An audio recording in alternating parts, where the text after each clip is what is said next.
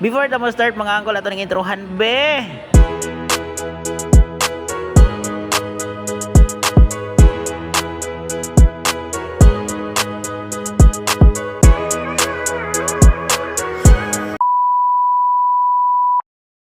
Tawag parcel karon mga call.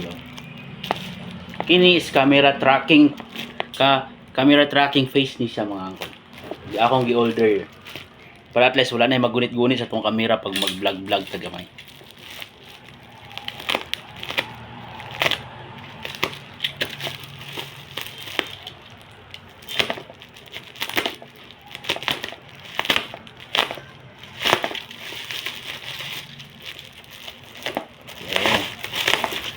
Maskam ba ako ning Shopee bay? Pero kabalindot man ko sa Shopee kung maskam ka kay. Example, i-return nimo kay mabalik na si mong Shopee Pay. Pero sa kuha, nabalik ako ang atong return atong last week nga tawagin na last week nga parcel dili man mao wrong parcel man mo to akong gibalik. So nasulod sa akong Shopee Pay. So kamo pag namoy mga Shopee Pay ayaw gyud ninyo na ay automatic diretso sa tawagan na kanang rate. Dili mo mag-rate ano ninyo i-return ninyo para matawagan na mabalik ang inyong kwarta. So kita man ni.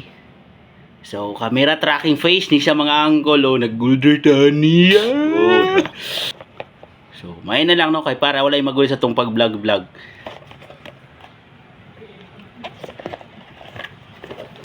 So dugay na ko ni sa gi-order mga angkol karon lang naabot.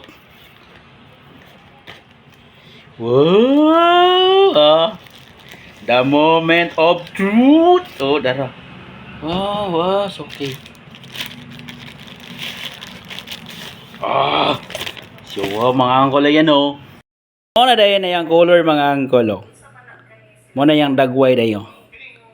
Ayan, mo na siya. Camera tracking face oh, di ba? Brato ra ni sa mga angkol atong gipalit gani ha. Pero atong i-try siyempre kung mulihok-lihok ba ni siya, kung mutrak ba ni siya. Moment of truth mga angkol, daraw. Oh, di ba? Oh,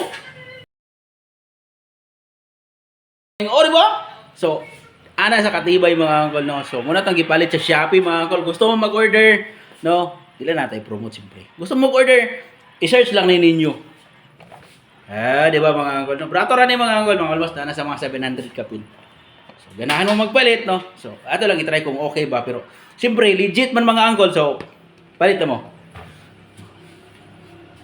So, ayan. O, diba? Goods na kayo mga angkol. Goods na.